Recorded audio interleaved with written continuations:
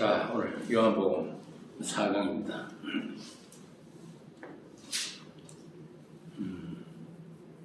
오늘 제목을 너무도 낯선 하나님.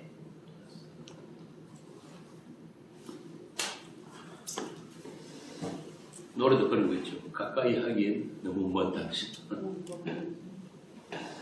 이스라엘에게 너무나 낯선 하나님으로 오신 그 예수.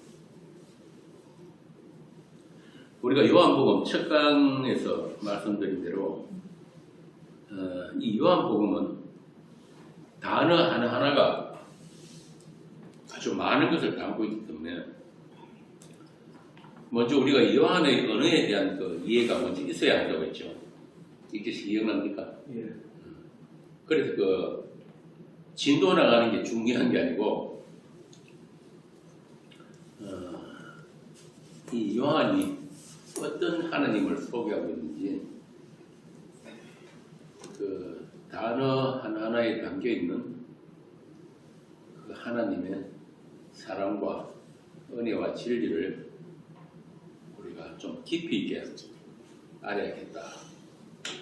그래서 이 강론을 가능하면 요한복음은 짧게 좀 끊어가기로 그렇게 했습니다. 지난 3강까지 우리는 그 태초에 말씀이 계셨다. 그리고 말씀하시는 하나님에 대해서 살펴보았는데요. 빛으로 오신 하나님, 생명으로 오신 말씀으로 인해서 세상은 어둠으로 생명 없는 죽은 세상으로 드러나 버렸다. 이 요한복음에서 세상은 항상 둘로 나누어져요. 그냥 세상이 아니고 하나님이 이처럼 사랑하신 그 세상과 또 반드시 멸망받아야 하는 세상, 같은 세상이 아닌 거예요. 그래서 오늘은 그 말씀이 육신이 되어서 우리 가운데 거하심에 대해서 함께 나누어 볼 텐데, 여러분들 다 읽으셨죠? 시간 나실 때마다 1장 별로 길지 않으니까 계속 반복해서 읽으세요. 제가 전번에 말씀드린 대로 이 1장 안에 이 성경 전체가 다 들어있다 해도 과언이 아니에요.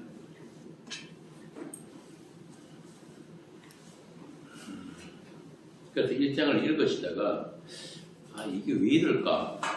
이게 무슨 뜻일까 하는 그런 의문이 자꾸 들어야지 1장을 제대로 읽으면 된단 말이에요. 대충 넘어갈 게 아니에요.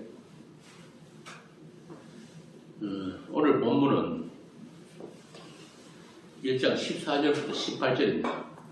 14절부터 18절 짧으니까 읽으시고 혼자 한번 읽어보세요.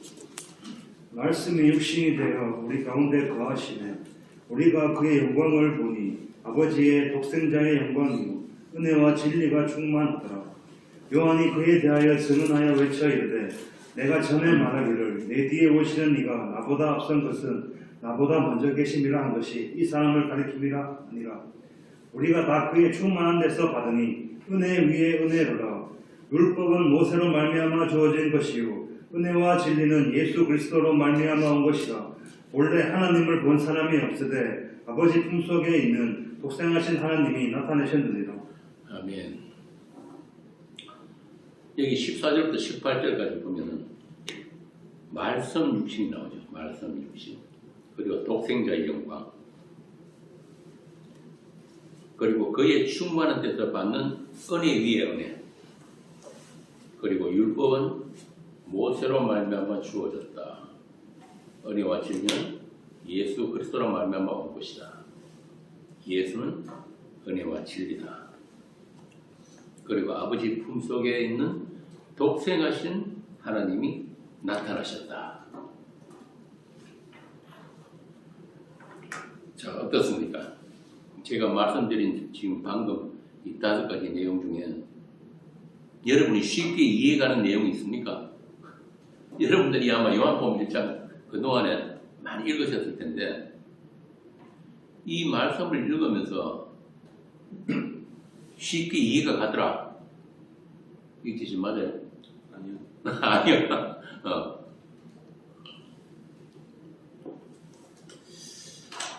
제가 한 가지씩 질문을 한번 해볼게요. 먼저 그 말씀이 육신이 되었다. 그 1절에 보면 요한복음 1장 1절에 말씀은 하나님이시라고 했는데 그 말씀과 하나님과 육신의 연결점이 뭘까요? 말씀은 곧 하나님이고 그 말씀이 육신이 되어서 오셨다. 말씀 육신으로 오셨다. 그럼 말씀, 하나님, 그리고 육신 이 공통점 연결점인 거예요. 답답하죠? 어떻게 이 세 단어가 하나로 이해가 될 수 있느냐? 이 세상이 알고 있는 일반적인 신에 대한 개념, 신개념, 그리고 또 신의 말씀, 계시 그런 정도는 모든 종교에 다 있는 거니까 이해가 가지요. 그래서 그 신의 말씀을 뭐 불교 같으면 불경이고 기독교 같으면 성경이고 이슬람 같으면 코란이고 그렇잖아요. 그 신의 말씀을 잘 삭습해서 깨달으면은 구원의 경지에 이를 수 있다. 그리고 그 신은 인간들을 깨달음의 경지에 이룰 수 있도록 도와주는 신이다. 그래서 몸과 마음을 바쳐서 다해서 그 신을 섬기면은 그에 합당한 보상을 주는 그런 신. 또 그 반대로 하면 신이 가르치며 합당하지 않은 그런 마음가짐이나 불순한 생각, 나쁜 행동을 하면은 벌을 내리는 신이 보편적인 세상 종교인들의 신이에요. 뭐 기독교도 지금 별 다르지 않습니다만 그걸 권선징악의 하나님이다 이렇게 이야기해요. 그 이름이 여호와든지 부처든지 알라든지 다 그 범주 안에서 인간들에게 이해가 되고 포착이 되는 신이란 말입니다. 맞죠? 세상 사람들이 선택하고 섬기고 싶은 신은 그런 신이에요. 자, 그런데 그 신이 사람 안에 오셨다. 사람 가운데 오셨다. 뭐 그럴 수 있어요.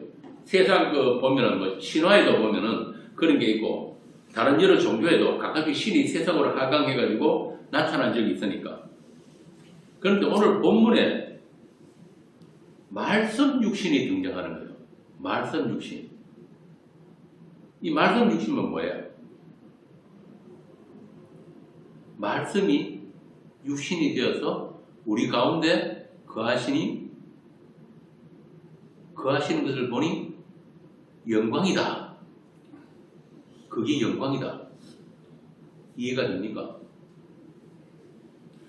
이 요한이 본 것처럼 그 영광을 보았다면은 세상이 그분을 죽였을까요? 안 죽였을까요? 안 죽였겠죠. 우리가 이사야서 해서 알지만은 그 말씀 육신으로 오신 그분은 참으로 볼품없고 사람들이 사모할 만한 것이었고 그 뭡니까? 메마른 땅에서 나는 그런 마른 줄기 같다. 나이 30밖에 안 된 사람이 얼마나 고생을 많이 했길래 아주 그렇게 늙어 보이고 볼품없었다. 그런단 말이에요. 그런데 요한은 그 말씀 육신에게서 뭘 봤길래 하나님의 영광을 보았다느냐.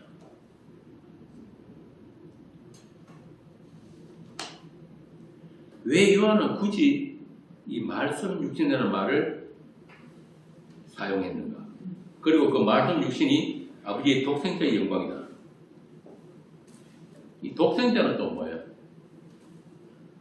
우리말 성경에 그걸 외아들 뭐 이렇게 번역을 했는데 그런 뜻 아니거든요. 하나님 무슨 인간도 아닌데 뭐 아들이 있고 아버지가 있고 우리한테 이해시키기 위해서 표현했을 뿐이지 실제는 그렇지 않단 말이에요. 자, 그렇게 우리 가운데 거하신 말씀 육신에 은혜와 진리가 충만하더라. 말씀 육신 안에 있는 은혜와 진리. 이건 또 무슨 이야기일까요? 이렇게 이 요한복음 만만치가 않아요. 그냥 대충 읽기 쉬운데 한 구절 한 구절에 많은 게 들어있단 말이에요. 아무도 이 14절 하나만 가지고도 제대로 우리가 하려면 한 10강쯤 해야 될 것 같은데, 지난 여름 캠프에서 제가 그래서 일본의 요한복음 서론에 관해서 한 몇 시간을 말씀을 드렸어요. 그때 녹음한 게 있으면 참 좋았을 텐데 녹음을 안 해가지고 요한복음 서론을 이틀에 걸쳐서 했는데,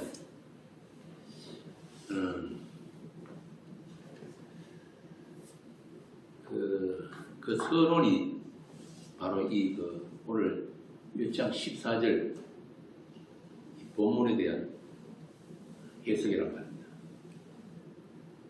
그래서 이 14절을 중심으로 좀 전에 말씀드린 이 세례 요한의 정언, 그리고 은혜, 또 은혜, 또 모세로 말미암은 율법, 그리고 그리스도로 예수로부터 오는 그 은혜에 대해서 오늘 시간이 되는 데까지 해보겠습니다. 제가 좀 전에 질문한다고 했는데, 이현준 집사님, 율법이 모세로 말미암은 거 맞습니까? 네? 구약 보면은 모세가 율법 받아오는 심부름을 했죠. 그런데 말미암다 하는 말은 좀 그하고 뉘앙스가 좀 다른 거거든요. 이 율법도 역시 예수로 말미암은 거 아닌가요? 그러니까 모세로 말미암은 율법, 예수로 말미암은 율법, 이 둘이 차이가 뭐예요? 다시 말하면 이 말씀 육신으로 오신 그 예수의 은혜와 진리를 위해서 주어진 율법, 그래서 예수님을 율법의 완성이라고 그러잖아요. 그런 측면에서 보면은 이 율법 역시 예수님이 하나님이 주시니까 하나님이 주신 것이고, 또 이 예수님의 하실 일을 보여주기 위해서, 가리키기 위해서 주어진 율법이다. 그리고 18절에 보면은 아버지 품속에 있는 독생하신 하나님이 나타나셨다. 이 제시 하나님 몇 분이에요? 한 명이지. 그런데 오늘 이 18절에 두 명이잖아. 하나님도 있고 아버지 하나님이 있고 또 그 품속에 있는 독생하신 하나님이 나타났다.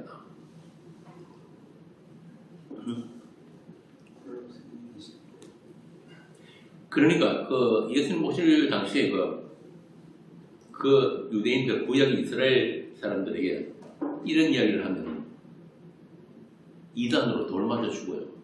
하나님이 두 분이라 그러면. 그들은 그 유일하신 하나님, 유일신 여호와를 섬겼단 말이에요. 이방 나라의 어떤 여러 잡신들, 그런 것들과 구별해가지고 목숨 걸고 유일하신 하나님만 섬긴 사람들. 한 분 하나님. 그렇게 이스라엘은 유일신을 섬겼단 말이에요. 그런데 그 이스라엘에 또 다른 하나님이 나타난 거예요. 여러분, 우리가 앞으로 요한복음 쭉 하면서 자주 우리가 보게 되는 게 뭐냐면, 나는 땡땡이다, 혹은 내가 그다, 이런 말씀을 예수님이 반복해서 하시거든요. 이게 뭐냐면, 내가 너희들이 섬긴다고 하는 그 하나님이다, 이야기를 하는 거예요. 그래서 보면 이 사람들이 내가 누구냐 그러고 막 대놓고 묻고 하다가 예수님이 내가 그다 하는 말을 듣고 내가 아브라함보다 먼저 쓰다는 이야기 딱 하자마자 바로 돌 집어들어요. 8장에 그거 나오거든요. 그래서 이렇게 하나님의 품에 있는 독생하신 하나님이 이 땅에 나타났다. 이거 보통 문제가 아닌 거예요. 우리는 그냥 요한복음 읽고 넘어가지만 그 당시 사람들에게는 이거는 엄청난 문제예요. 요즘도 보면 우리나라만 해도 자칭 예수, 자칭 하나님이 수십 명 되는데 그런 차원이 아니란 말이에요. 그 당시 이스라엘에 목수 출신의 젊은 청년이 하나 나타나가지고 내가 하나님이야 했을 때 이거는 맞아 죽으려고 작정한 거예요. 율법대로 하면 신성모독. 신성모독은 바로 돌로 쳐서 죽게 하는 거예요. 열 말씀 10계명의 제일 계명이 뭐예요? 나 외에 다른 하나님을 두지 말라 그랬단 말이에요. 그런데 실제로 그런 사건이 있어요. 아까 말씀드린 요한복음 8장에 보면은 예수님이 자신을 의도적으로 하나님 되심을 밝히시는 구절들이 나옵니다. 8장 23절에 보면은 한번 읽어보세요. 예수께서 이르시되 너희는 아래에서 났고 나는 위에서 났으며 너희는 이 세상에 속하였고 나는 이 세상에 속하지 아니하였느니라. 그러니까 나는 하늘에서 온 너희들과는 다른 차원의 존재다 이 말이야. 그 말은 무슨 말이에요? 나는 이 세상에 속하지 아니하였다. 그러니까 그 얘기를 듣는 유대인들이 바로 대놓고 물어요. 네가 누구냐? 그 밑에 나오죠. 네가 누구냐? 네 정체를 밝혀라. 그러니까 예수님이 뭐라고 하시냐면 8장 25절로 나는 처음부터 너희에게 말하여 온 자다. 야, 나는 처음부터 너희에게 말하여 온 자다. 이 처음부터란 말이 태초란 말이에요. 그러니까 태초부터 계신 말씀이다. 하나님이다 이 말이에요. 창세기 1장에 보면은 이 나오잖아요. 하나님이 가라사대 나오죠, 그죠? 그게 바로 태초에 말씀하신 그 하나님이에요. 빛이 있으라 하신 그 하나님, 창조주 하나님. 이렇게 예수님이 대놓고 말씀하셨단 말이에요. 그 말씀이 태초에 있었던 그 말씀이 바로 지금 너희들 앞에 있다. 자, 이쯤 되면은 분위기 싸해집니다. 거기다 8장 30절에 보면은 내 말이, 그러니까 하나님의 말씀이 너희 안에 있을 곳이 없으므로 너희들이 나를 죽이려 한다.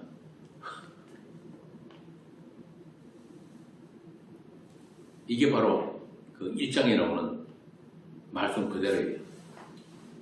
빛이 왔는데 어둠이 깨닫지 못했더라. 생명이 왔는데 아무도 믿지도 않고 영접하지 않더라. 이 말씀이거든요.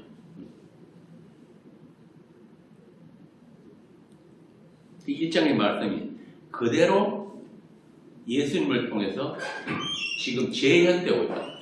재현. 그래서 이 예수님이 바로 말씀이시고 이 예수님의 움직임 자체가 말씀이 사건이에요.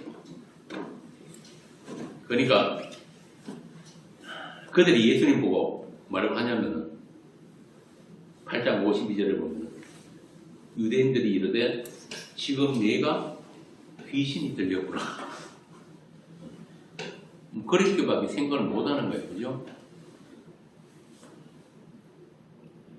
그러니까 그들 눈에는 예수님이 천한 사마리아 사람으로 보이고 귀신 들린 사람으로 밖에는 보이지 않는 거예요.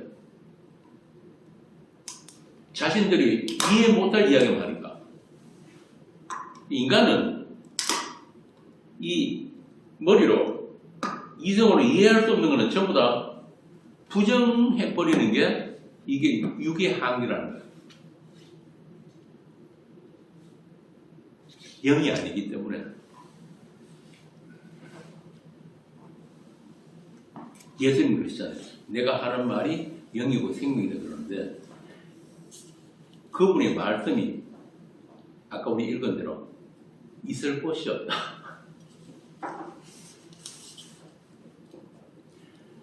그렇게 아래서 난 인간들에게는 포착이 안 되는 게 바로 말씀이에요. 육의 인간들에게는 포착이 안 되고 이해가 안 되고 있을 곳이 없는 게 말씀이란 말이에요. 그 말씀 육신이 왔다는 말은 이 세상 사람들에게 너희들은 아까 우리 읽은 대로 아래서 났고 너희들은 육신이고 너희들은 세상이라는 것을 밝혀주시다. 빛이 오기 전에는 몰랐어요. 근데 빛이 오니까 어둠이 어둠으로 드러나고요. 생명에서. 그러니까 이 말씀, 하늘의 언어, 절대 언어니까 이해가 안 되는 정도가 아니라 그 말씀이 있음으로 해가지고 뭐가 드러나냐면은 그 말씀에 대한 살해 충동이 일어나는 것이 바로 죄로 오염된 육의 본질이다. 세상의 속성이다. 지금도 다른 게 없습니다. 지금도 그 하늘의 언어인 복음을 이야기하면은 반응이 어때요? 갑자기 오래 알았던 사람들도 안색이 변하죠. 그렇게 화낼 일도 아닌데 심지어 예수를 믿는다는 사람들까지도 이 복음 이야기는 들으려고 하지 않는단 말이에요. 그래서 이 복음은 영원한 방언이에요. 자, 이렇게 말씀을 하시니까 말씀이 나타나니까 드디어 그들이 예수님을 돌로 쳐서 죽이려고 한다. 8장 58절 59절 읽어보세요. 예수께서 이르시되 진실로 진실로 너희에게 이르노니 아브라함이 나기 전부터 내가 있느니라 하시니 그들이 돌을 들어 치려 하거늘 예수께서 숨어 성전에서 나가시니라. 예, 진실로 하는 말이 진리거든요. 내가 진리로 너희에게 말하는데 아브라함이 나기 전부터 내가 있다. 이 말은 내가 아브라함을 불러내어서 너희 조상이 되게 한 하나님이다 이 말이야.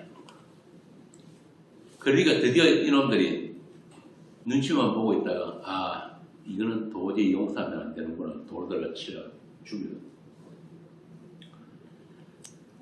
그러니까 1장 11절에 하나님이 자기 땅에 오매 자기 백성이 영접하지 않더라. 이걸 보여주십니다. 그러니까 그들 유대인들이 돌을 집어듭니다. 그들이 돌을 들어 치려 하면을 예수께서 숨어 성전에서 나가시다. 성전에서 나가시다. 요한이 또 뒤에 성전에서 나가신다는 말을 일부러 붙여놨어요. 성전에서 나가셨다. 예수님이 누구예요? 예수님 나중에 십자가지를 가시기 전에 성전에 가셔서 하신 일이 있죠. 이 성전을 헐라 내가 다시 사흘만에 일으키시겠다. 그러니까 예수님이 뭐라는 거예요? 예수님 자신이 성전이잖아요. 그래서 지금 여기 그렇게 일부러 써놓은 거예요. 성전에서 나가셨다. 이스라엘의 그 성전이신 그분을 니들이 죽이려 했다. 그분이 성전에서 나가셨다. 그러니까 니들이 양잡고 서접해가지고 제사 드리는 그 성전, 그건 뭐라는 말이에요? 그거는 가짜다 이 말이에요. 그냥 모양으로 있던 거고, 그런데 진짜 실체인 성전이 내가 왔는데 니들이 돌을 들어서 나를 죽이려고 하는구나. 그래서 예수님이 성전에서 나가버리셨다.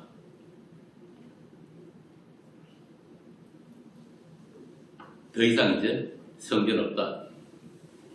너희들은 이스라엘 아니다 이 말이야. 진짜 성전. 너희들에게 말씀하신 진짜 여호와가 바로 너희들 앞에 나타났는데 본래 하나님은 본 사람이 없어요. 하나님을 본 사람은 다 죽으니까. 모세도 하나님께서 나타났을 때 바위 틈에 숨겨놓고 손으로 가리고 나타났단 말이에요. 그런데 지금 아버지 품속에 있는 독생자 하나님이 나타나니까 이들이 죽이려고 하는구나. 그래서 내가 너희들 가운데 있을 곳이 없네. 그게 바로 말씀 육신으로 오신 하나님에 대한 세상의 반응이었다. 또 그 말씀 육신이 홀로 하셔야 할 일에 대한 예고다. 예수님이 나중에 십자가 지러 가시면서 뭐라고 그러십니까? 내가 아버지께로 가는 것은 거처를 만들기 위해서 간다. 이 세상에서는 지금 너희들 가운데는 내가 거할 곳이 없기 때문에 내가 십자가를 져야만이 너희들과 함께할 거처가 마련이 된다. 만들어진다. 그 뜻이야. 그래서 우리 아버지 집에는 거할 곳이 많다. 지금 요한은 그런 그 예수님의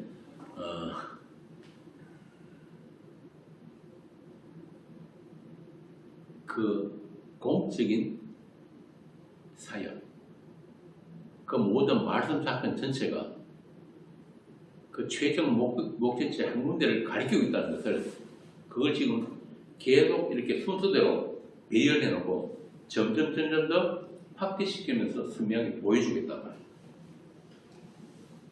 굉장히 조직적으로 기록을 해놓은 거예요. 이렇게 말씀 육신으로 오신 그 하나님은 그렇게 인간에게 포착이 될 수 없는 해석이 불가능한 태초의 말씀이었다. 그래서 1장 1절부터 태초에 말씀이 계신 것이야. 이 말씀이 하나님과 함께 계셨다. 그러니까 태초에 이것이 인간들이 있었어요, 없었어요? 없었어요. 없지요. 그러니까 인간이 손을 댈 수 없는 영역이에요. 그러니까. 그래서 이 말씀은, 그 말씀 자체가 인간들에게는 낯선 하나님이라고 해요. 낯선 하나님. 인간들이 상상하고 조작할 수 없는 그곳에서 오신 분.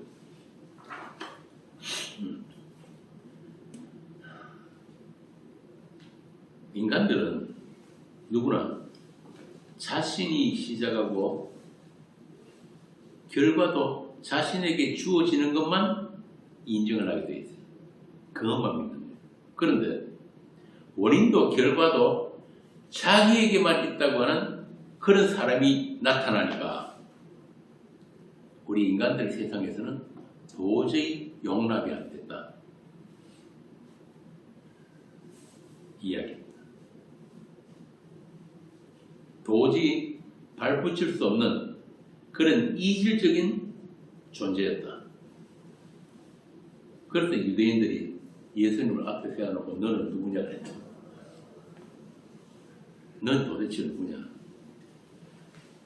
거기다가 앞에 서 있는 그 이 젊은 사람이 하는 말들이 도저히 받아들일 수 없는 그야말로 독선적이고 폐쇄적이고 참남한 말만 하니까 참남하다는 건 아까 제가 말씀드린 대로 하나님을 모독하는 말만 하는 거예요.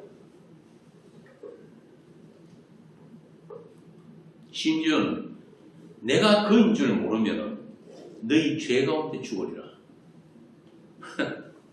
사람이 사람을 앞에 세워놔놓고 이런 말 하는 것은 사이비 교주이거나 아니면 진짜 귀신 들렸거나. 요즘 기독교 사이트인데 보면은 이 자칭 선지자들 많습니다. 자기 직접 계시 봤다고 막 서울에도 보면 니고데몬가 누군가 정신 좀 이상한 아가 아주 막 연일 도배를 하고 있는데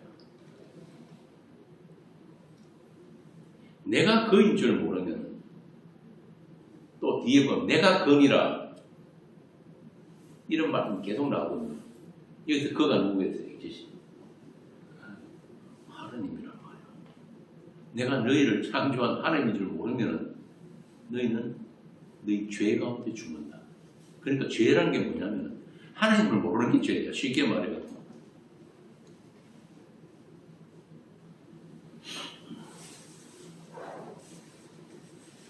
여러분 생각해 보세요. 세상이 알아보지 못하는 하나님으로 오셨다고 하면서 요한복음 1장이 그 말이잖아요. 빛이 왔는데 어둠이 깨닫지 못하고 생명이 왔는데 사람들이 못 믿고 영접하지 않더라. 이런 안 하고 뒤에 가면 예수님이 뭐냐면 그렇게 못 알아보는 게 정상인 세상에 자기가 왔는데 내가 그인 줄 모르면 너희 죄 가운데 죽는다. 그러니까 이 땅에 온 하나님인 예수, 나를 모르는 게 바로 죄다 이 말이에요. 쯤 되면 듣는 죄인들 굉장히 기분 나쁘겠죠.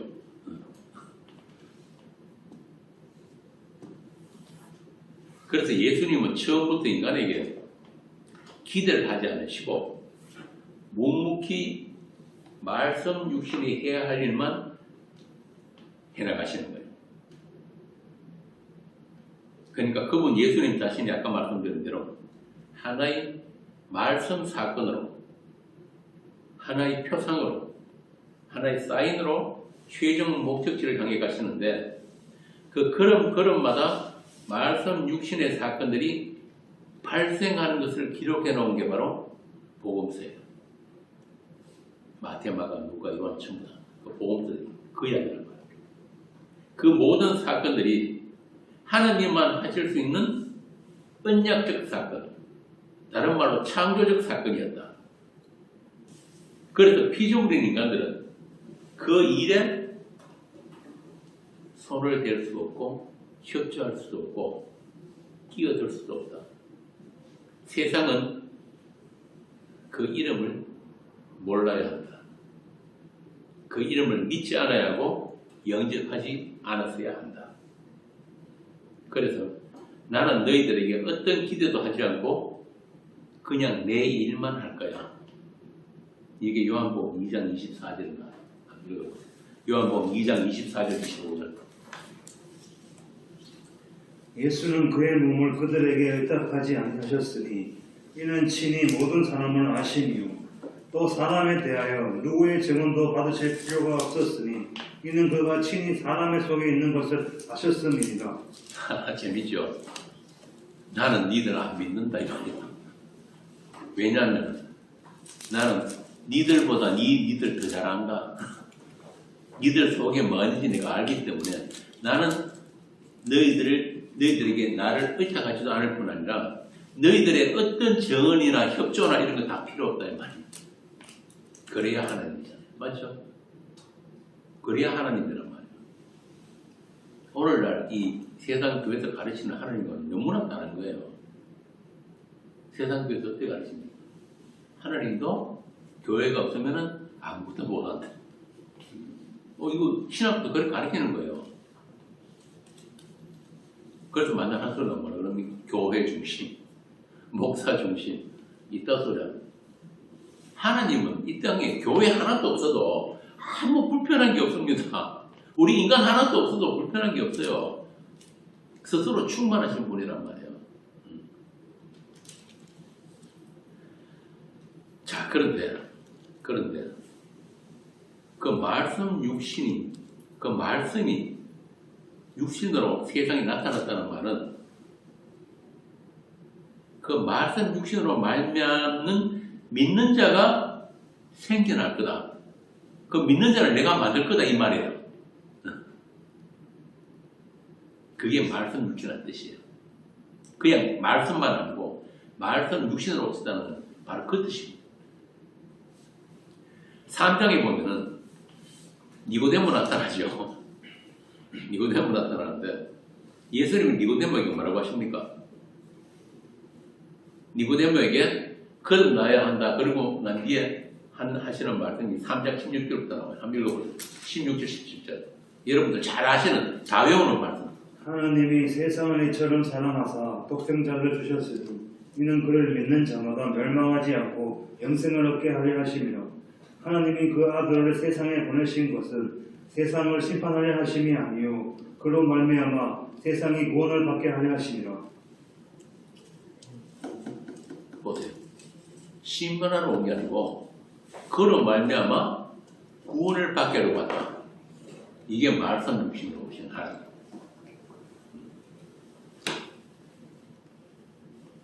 이어서 이 3장 16절을 가지고 또 전부 다 교회가 이 말을 하나님 이 세상을 이처럼 사랑하셔가지고 예수를 보내시다. 여기서 말하는 세상은 아까 말씀드린 대로 요한복음에는 세상이 두 개예요. 하나님이 사랑하셔서 약속대로 찾아내서 데리고 가야 할 그 세상이 있고 반드시 이 말씀 육신을 몰라보고 말씀하고 상관없이 심판받아야 할 세상이 이렇게 둘로 나눠지는 거예요. 그래서 이 하나님이 품 안에 있는 독생자가 세상에 나타나신 것은 뭐하러 오셨다? 믿는 자가 하나도 없었는데 알아보는 자도 없고 믿는 자도 없었는데 믿는 자를 만드시려고 구원받을 자를 만들어내시려고 그렇게 믿어서 영생 얻게 하시려고 오셨다. 그게 바로 하나님이 사랑이다. 하나님이 이처럼 사랑하셨다는 그 사랑이에요. 그렇게 죄인들과 관계하시는 하나님, 그분을 말씀 육신으로 오신 하나님이라고 하는 거예요. 요즘 그 젊은이들 사이에 그 유행하는 말이 있죠. 다 계획이 있었구나. 다 계획이 있었구나. 하나님은 다 계획이 있었단 말이에요. 창세적으로. 우리의 어떠함과 상관없이 우리가 그분을 알든 모르든 깨닫든 깨닫지 못하든 믿든지 안 믿든지 영접을 하든 안 하든 관계없이 하나님은 자기 뜻대로 자기 계획대로만 다 이루시는 거예요. 그래서 하나님, 그게 바로 하나님이 전능하심이라고 하는 거예요. 전능하신 하나님.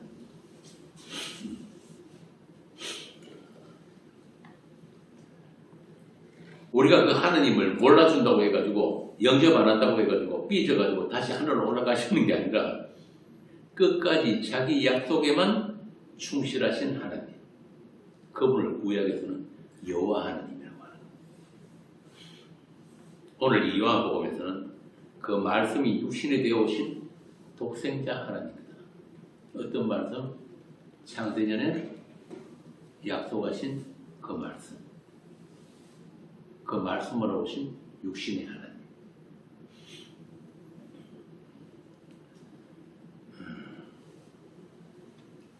그렇게 자기 아들을 내어주신 하나님. 아까 말씀드린 대로 우리 제도기 늦게 왔으니까 다시 얘기해드리면 성경에서 독생자를 우리가 우리 성경에서 외아들이라고 이렇게 표현을 했는데 하나님이 아버지 아들이 있나요? 없나요? 하나님 몇 분이? 삼위일체. 삼위일체란 말이 성경에 있습니까? 잘 모르겠습니다. 그렇게 알고 있습니다. 성경에 삼위일체 하는 말 없어요. 그냥 아버지, 아들 이런 표현만 해서 성신이라는 거. 그래서 사람들이 이 문제 때문에 아직까지도 2000년이 지난 아직까지도 하나님은 세 분이다 한 분이다. 아까 우리 이케 씨한테 얘기한 대로 이스라엘 사람들은 유일하신 여호와 하나님, 유일신만 믿었단 말이에요. 그런데 요한복음 1장에 보면은 하나님 품속에 있는 독생하신 하나님이 또 나타나버려요. 그러면 하나님 두 분이다. 그래서 이 유대인들이 돌을 쳐서 죽이려 한다. 그리스도 나온 게 많아요. 2000년 교회에서 신학에서 나온 게 가연설도 나오고 양태론도 나오고 이 정도 많으면 하나님이 그 거룩하신 분이 이 말하자면 이 더러운 육체로 오실 수가 없다. 이건 불가능하다. 그래서 잠깐 우리에게 환상으로 보여준 것뿐이고 또는 이 물이 얼면은 얼음이 되고 기화하면 뭐 수증기가 되듯이 그런 형태지 하나님이 진짜 이 인간과 같이 인간에게 오실 수는 없는 거다. 이 초대교회 때부터 나타난 이단들이 전부 그거란 말이에요. 영지주의. 그래서 요한이 그러잖아요. 예수가 육체로 오신 것을 부정하는 자마다 뭐라고 그래요? 적그리스도다. 그러니까 사단이 노리는 건 뭐냐면 딱 그것만 삭제해버려야 돼요. 말씀 육체로 오신 예수. 요것만 삭제해가지고 드러내버리면 어떻게 되는 거예요? 가장 복음의 핵심적인 부분, 십자가, 이 부분이 삭제되어 버린다.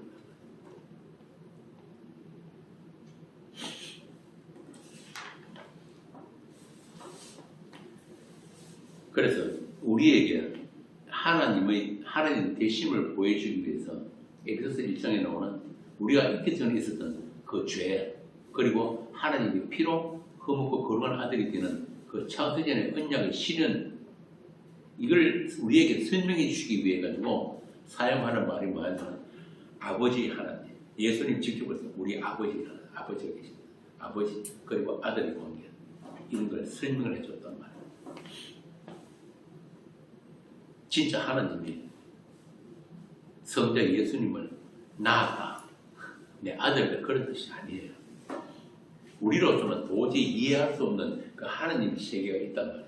그런데 그걸 우리 이성에 포착이 되도록, 설명이 되도록 만들어낸 단어가 뭐냐면 삼위일체. 그건 우리가 만든 단어이 성경에 없는 거란 말이에요. 그냥 성경에는 하나님 아버지 그리고 그분의 독생자, 굳이 원을 하면 모노게네스. 모노가는 말은 뭐냐 하면은 그 둘이 아닌 하나, 이런 뜻이거든요. 둘이 아닌 하나. 그리고 모노게네스라는 말은 모노와 기노마이. 그러니까 이게 무슨 말이냐면은 있다, 생겼다, 존재한다, 이런 뜻이거든요. 그러니까 하나로 존재한다, 이런 뜻이에요. 독생자예요. 이걸 이제 우리 성경이 외아들이다 이렇게 번역을 해버렸는데 그하고는 좀 다른 뜻이에요. 이렇게 하나님의 품속에 있는 그 아들, 그러니까 하나님과 속성이나 본질이 하나란 말이에요. 그러니까 그 하나님을 알 수 있는 존재는 누구라고 해요? 그 품속에 있는 그분만 안다 이 말이에요. 그러니까 그게 품속에 있는 독생자란 말이에요. 바로 그런 뜻이다. 다른 어느 누구도 그 하나님에 대해서 알 수 있는 자가 없는데 하나님의 품속에 있는 그분과 모든 것이 하나인 그분, 그게 모노게네스 독생자. 그래서 그 하나님은 이 독생자를 통해서만 알게 된다, 이런 뜻입니다. 그래서 뭐 하나님이 세 분이냐 한 분이냐 이런 게 중요한 게 아니라 우리 인간들에게 보이신 하나님은 바로 그 독생자였다. 말씀 육신 오신 그분만 우리에게 나타나신 하나님입니다. 다른 하나님은 그럼 뭐예요? 전부 우리 인간들이 상상하고 만들어낸 하나님일 뿐이다. 참 이게 우리 사람의 언어로 설명하려면 진짜 어려워요. 설명이 안 되는 하나님이에요. 그래서 하나님 이름이 없단 말이에요. 하나님 다시 이름 뭐에 물으니까 나는 나다. 나는 거예요. 아무리 우리 인간에게 설명해 주려고 해도 설명이 안 되는 하나님이에요. 그래서 창세기 1장 1절에 뭐라고 나옵니까? 태초에 하나님이 천지를 창조하시니라, 이렇게 나옵니다.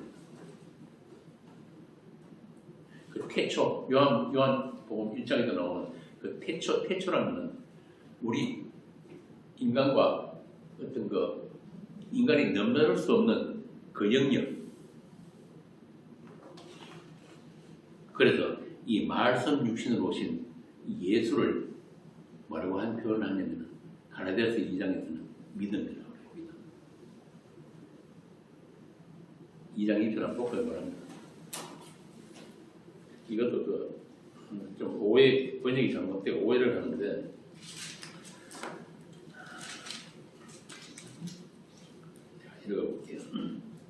내가 그리스도와 함께 십자가에 못 박혔나니.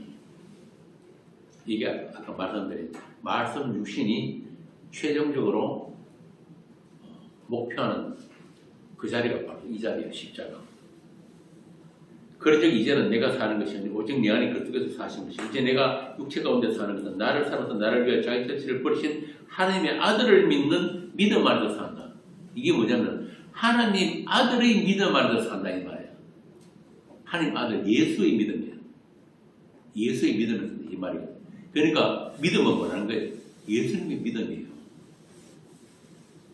그러니까 그 예수 안에서만 우리가 하나님을 알 수 있다 이 말이에요. 우리가 믿음으로 구원받는다는 말이 뭐냐면 그분과의 관계, 믿음이라는 전에 내가 여러 번 설명드렸지만 믿음은 주가 되신 분과의 관계를 믿음이라고 합니다. 관계. 그분 자신이 믿음이니까. 그러니까 그분 안에 있다. 믿음 안에 있다. 같은 말이에요. 달리 표현하면 은혜 안에 있다. 그분이 오늘 나오잖아요. 오늘 본문에 뭐라 그럽니까? 예수는 은혜고 진리다. 그 말이에요. 그러니까 하나님을 안다는 말은 바꾸어 말하면 예수를 안다 이 말이에요. 우리에게 그 하나님을 알게 하시고 그 하나님을 우리에게 주시기 위해서 오신 분이 말씀 주시니 방금 읽은 갈라디아 2장 20절에서 내가 그리스도와 함께 십자가에 못 박혔다. 이 말은 바꾸어 말하면 육신인 내가 영이 되었다 이 말입니다. 영이 되었다. 예수 그리스도 안에서 영적인 존재가 되는 거고. 그래서 육은 하나님께 나아갈 수도 없고 육은 반드시 어떻게 해야 됩니까? 소멸되고 죽어야 되는 거예요. 그래서 우리를 영적인 존재가 되게 하시는 그 하나님의 지혜와 전능하심이 바로 뭐냐면 말씀 육신으로 오신 이 예수 안에서 우리로 하여금 새로운 피조물, 다른 말로 하면 하나님의 형상으로 완성이 되는 거예요. 그게 바로 십자가란 말이에요. 그래서 이 십자가는 세상에게는 아주 어리석고 거리거린 것이지만은 믿는 우리에게는 뭐라고? 하나님의 지혜고 전능이다. 그런 겁니다. 이 하나님의 죽음, 말씀 육신으로 오신 이분의 죽음 안에서 우리가 연합되고 그분의 죽음이 그냥 죽는 거 아닙니다. 우리 사람들이 죽는 거는 원래 죽은 자들이 죽는 거예요.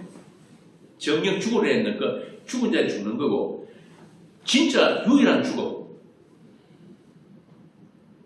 인류 역사에 딱 한 번 있는 그 죽음 말씀 육신의 이 죽음 안에서만 이 죽음이 우리에게 나누어져야만이 뭐도 주어진다?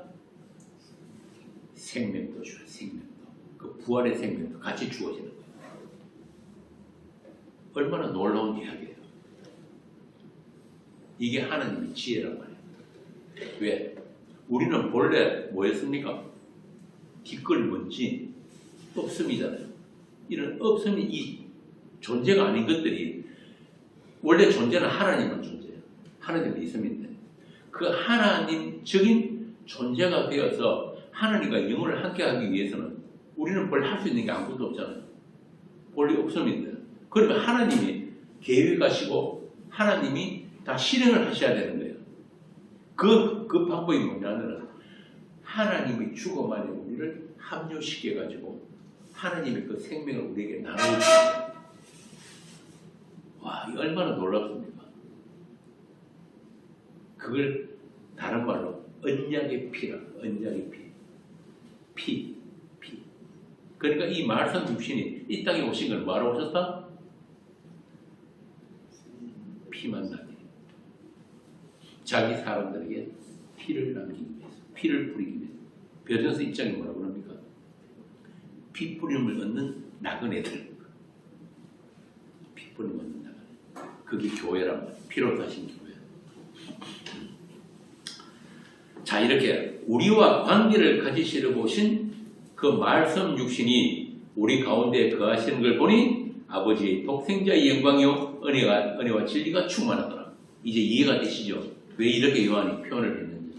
처음에 우리 강론 처음 시작할 때 말씀 육신이 왔는데 요한이 보니까 하나님의 영광이 충만했다. 왜 영광이라고 했는가? 하나님의 하나님 되심이 이 말씀 육신으로 나타났다.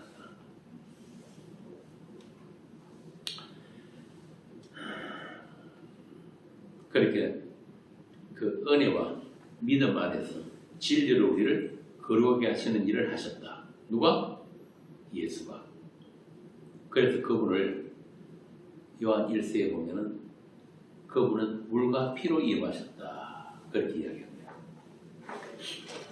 그리고 나중에 다시 속죄하기로 하고 이 요한이 본 것처럼 그렇게 똑같이 이 땅에 오신 그 말씀 육신 예수에게서 독생자의 영광을 볼 수 있는 자들, 그에게서 은혜와 진리를 받아서 충만하게 되는 자들이 세상에 생겨나게 되는 거예요.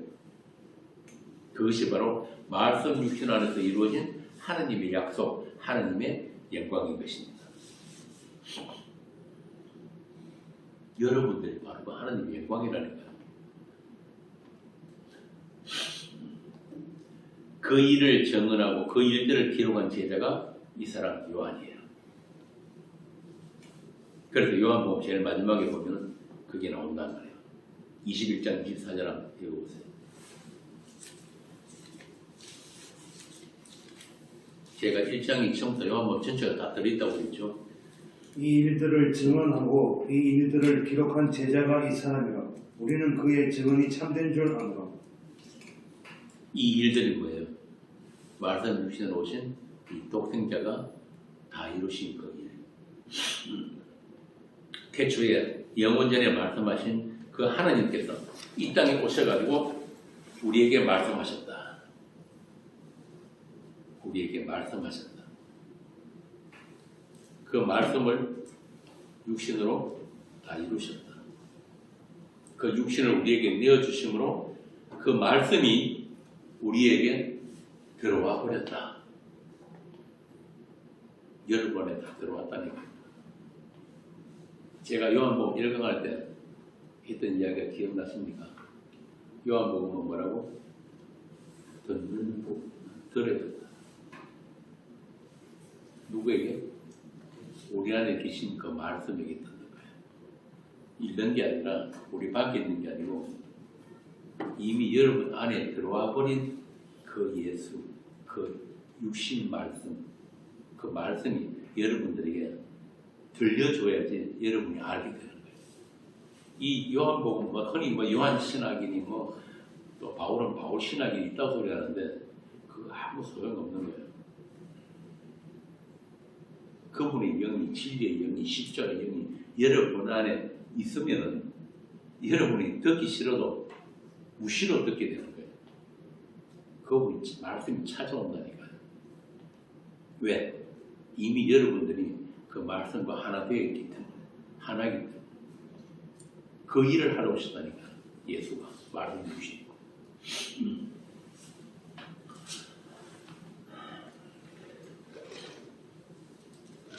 이렇게 말씀이 우리에게 들어와 버렸다. 영으로, 십자가 영으로, 진리로.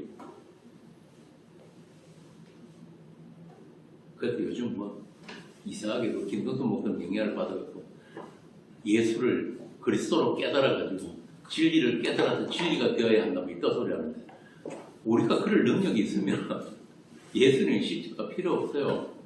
예수님의 그 다 이루심이 그 십자가의 다 이루심 때문에 그 다음에 하나님이 그 진리의 영을, 성령을, 아들의 영을 우리에게 보내주셨단 말이에요. 이제 그분이 우리 머리라니까요. 한 몸이 되었단 말이에요. 그리스도의 몸으로 완성되었다. 그러면 그 머리이신 그분에게부터 각 지체로 이렇게 공급이 되는 게 있단 말이에요. 공급이.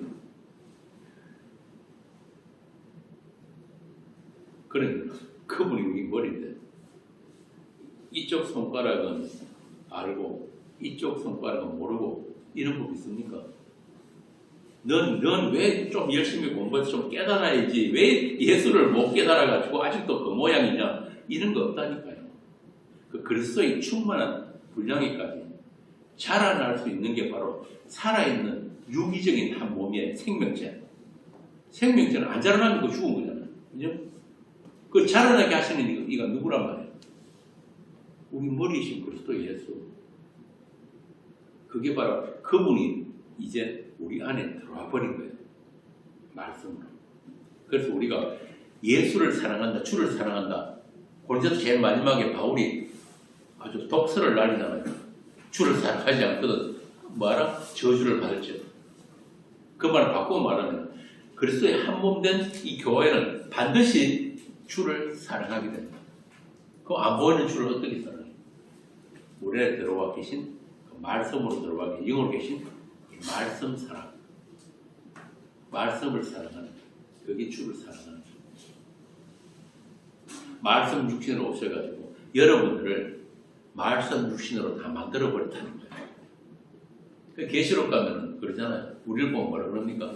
말씀이라고 그러잖아요. 말씀.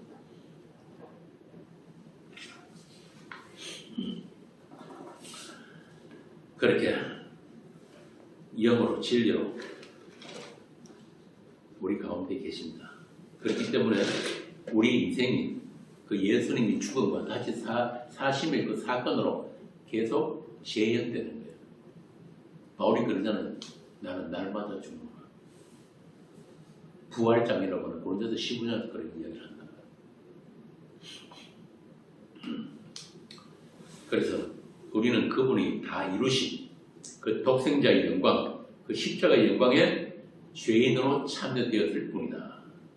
그래서 그 은혜의 영광을 위해서 우리의 선택이나 우리의 믿음이나 우리의 조건과 상관없이 그분이 오셨고 그분이 피가 흘려졌고 그 독생자 하나님 안에서 우리는 생육하고 번성하게 된 교회다.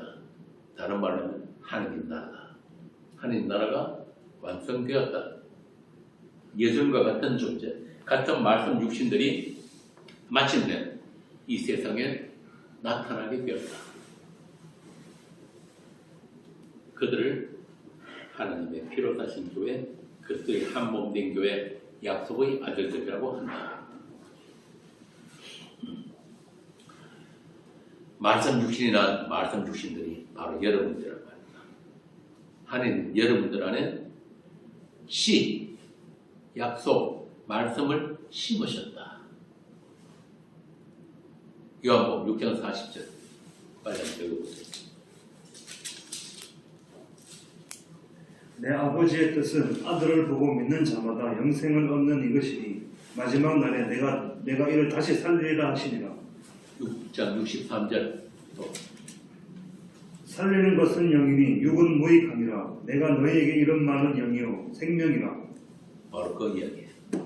내가 너희에게 이런 말이 너희에게 심어놓은 그것이 생명이고 영이다.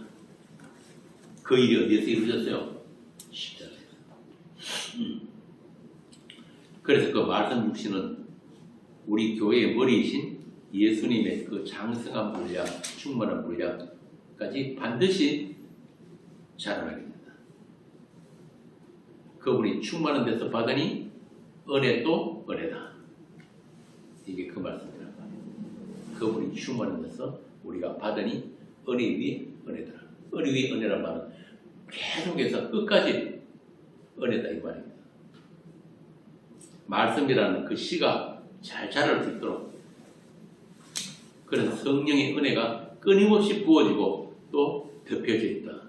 우리 어떠한 것 상관없이 그 은혜는 변치 않는 은혜이기 때문에 은혜 또 은혜다. 그것을 바울은 은혜의 왕노릇이다 이렇게 표현합니다. 성령 충만. 성령 충만은 바로 그런 거예요. 뭐 성령 충만이가 방언하고 뭐 예언하고 기로 자빠지고 그런 게 성령 충만이 아니라 하나님이 은혜로 주신 것들 그것들만 계속 우리가 바라보게 하고 믿음의 주여 온전케 하시는 예수를 바라보게 하고 나를 보는 게 아니라 그분을 바라보게 하고 그 상태가 성령 충만이에요. 그래서 어떻게 그게 가능했는가? 말씀이신 영이신 예수가 우리 안에 계시고 우리가 그분 안에 있는 그 하나됨이 이미 십자가에서 이루어졌기 때문에 이제 그분이 우리 밖에 계신 하나님이 아니라 우리가 연구하고 깨닫고 섬기는 대상으로서 예수가 아니라 우리 안에 영으로 계신 말씀으로 계신 진리로 계신 그 예수이기 때문에 구약의 선지자들이 예언했던 그 새 언약이 말씀 육신에 의해 찾아진 우리 마음에 기록이 되고 새겨지고 우리와 영원토록 함께하게 되었다. 거기 에스겔서 36장에 나오는 그 이야기입니다. 우리 육이 상상하고 선택했던 그런 하나님이 아니라 우리가 원하고 섬기고 싶은 그런 하나님이 아니라 전혀 상상 못했던 전혀 낯설기만 한 말씀 육신으로 오셔서 우리를 그 태초의 말씀으로 묶어가지고 그 약속으로 묶어가지고 우리가 그분이 처소가 되게 하신 그 독생하신 하나님, 독생자 예수, 태초부터 계신 그 생명의 말씀을 요한은 보았고 들었고 손으로 만천파되었다고 한 거예요. 여러분은 그 말씀 육신을 똑같이 봐야 되는 거예요. 어디서? 말씀 안에서. 그 말씀 육신을, 요한이 들었던 그 말씀을 여러분도 들어야 한단 말이에요. 또 그의 품에서 요한이, 사랑하는 제자 요한이 예수님 품에 안겼듯이 여러분도 지금 똑같이 그분 품에 있는 거예요. 그래서 골로새서가 뭐라 그럽니까? 너희들이 생명이 어디 있다? 하나님의 품 안에 감추어져 있다. 그 말이라는 거예요. 아무도 손 못 댄다.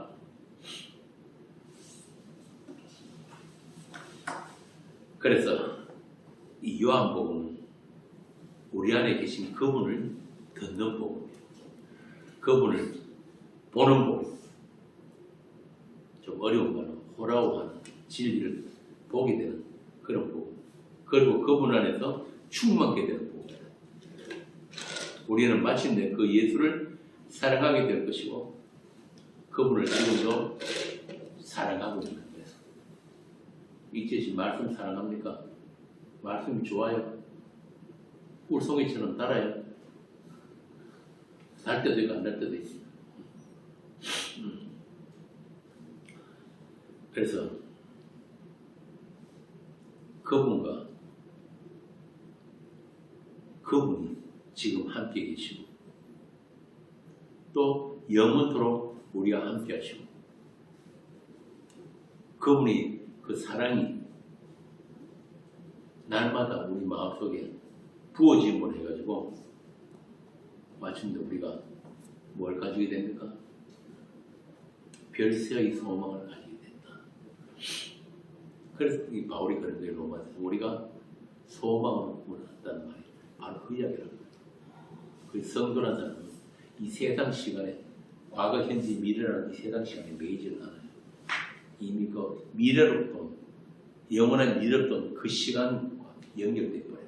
그게 소망이라고 합니다. 에베소서 1장 23절 함께 하겠습니다. 교회는 그의 몸이니 만물 안에서 만물을 충만케 하시는 이의 충만함이니라. 이 교회를 말씀 육신으로 오신 그분께서 완성하신 거예요. 기도하겠습니다.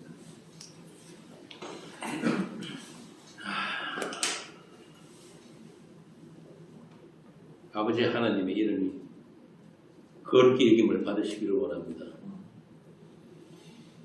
말씀 육신으로 오신 예수를 통해서 우리가 아버지의 사랑을 알았고 그분이 십자가로 오심과 거룩을 알았습니다. 이제 우리 안에 두신, 우리 안에 심어진 그 말씀으로 인해, 그 생명으로 인해 우리 모두 별세의 소망을 가진 교회가 되게 하시고 그 소망으로 얻은 구원을 증언하고 자랑하는 그런 성도들이 되게 하여 주옵소서. 독생하신 예수님 이름으로 기도합니다. 아멘.